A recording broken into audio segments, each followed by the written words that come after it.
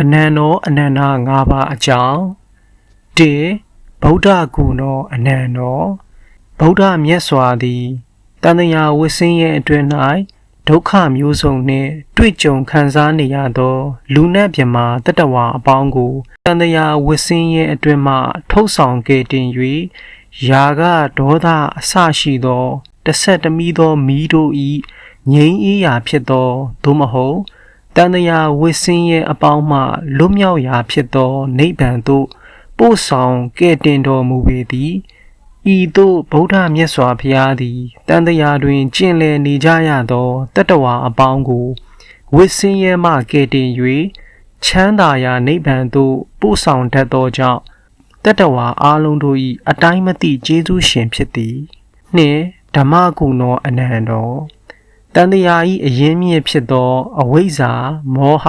အမိုက်မောင်နှင့်တဏှာတန်ရောစဉ်တို့သည်တတ္တဝါတို့ကိုတန်တရာ၌နှင့်မွန်းအောင်ပြုလုပ်လျက်ဖွဲ့နှောင်ထားကြသည်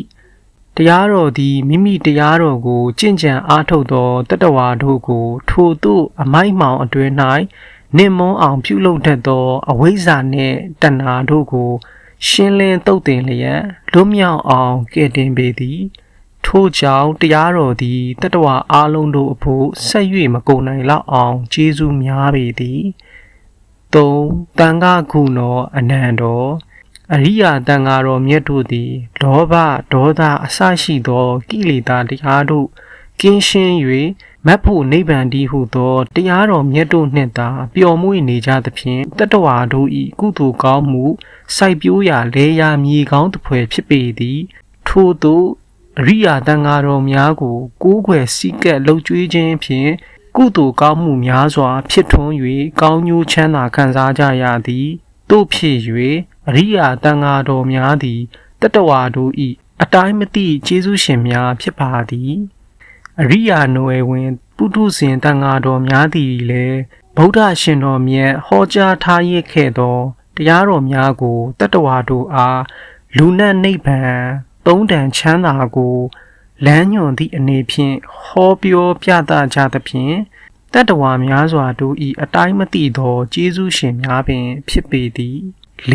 မာတာပိတုဂုဏောအနန္တောမိခင်သည်ကာလရေကြီးတည်သည့်အချိန်မှစ၍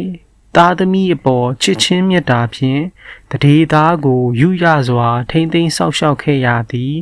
အချို့ချင်းအဆက်အခါအစရှိသည့်မသိမြတ်သောအစားအစာများကိုရှောင်ကျဉ်ခဲ့ရသည်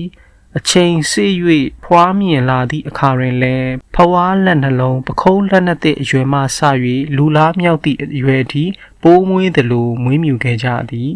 ထို့အတူဖခင်အနေဖြင့်လည်းသားသမီး၏ကျမ်းမာပျော်ရွှင်ရေးစားဝတ်နေရေးပညာရေးအစရှိသည့်လိုအပ်ချက်များကိုဖြည့်ဆည်းပေးခဲ့ကြရသည်မိဘနှစ်ပါးတို့သည်သားသမီးများအရွယ်ရောက်လာသည့်အခါတွင်လည်း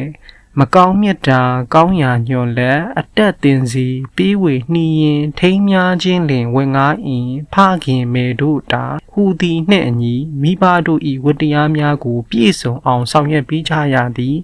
ထို့ပြင်လက်ဦးဆရာမိထိုက်စွာပုပ္ပစရိယမိနှင့်ဖဟုဆိုသည့်အတိုင်းသားသမီးတို့၏လက်ဦးဆရာများသည်လည်းဖြစ်ကြပါသည်တဖန်မိဘတို့၏သားသမီးတို့အပေါ်ကျေးဇူးကြီးမားပုံဟာစာဖွဲ့၍မကုန်နိုင်လောက်အောင်များပြားလာသဖြင့်မိဘကျေးဇူးမြင့်မို့ဦးအထူးသိလျက်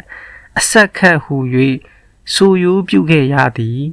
ကျွန်ုပ်တို့မြတ်ဗုဒ္ဓကိုရောမြတ်ကြီးပင်လင်အမိ၏ကျေးဇူးကိုဆက်ရတွင်နို့တလုံးဖိုးမြသာကြည်သည်ဟုအကျမ်းဂန်စကားမှားထားချက်များရှိပေသည်ဤသို့ဖြင့်မိဘတို့သည်သားသမီးတို့အပေါ်များစွာကျေးဇူးကြီးမားလာပေသည်နံပါတ်5အာစရိယဂုဏောအနန္တောတပည့်တို့၏အကျိုးကျေးဇူးတို့ကိုကျင့်ဆောင်တတ်သောကြောင့်ဆရာဟုခေါ်ဆိုရကြောင်းအဓိပ္ပာယ်ဖွင့်ဆိုချက်နှင့်အညီဆရာသည်တပည့်သားတို့အပေါ်မေတ္တာစေတနာအရင်ခံထား၍မလိမ္မာမယဉ်ကျေးသည်ကိုလိမ္မာယဉ်ကျေးလာစေရန်၎င်း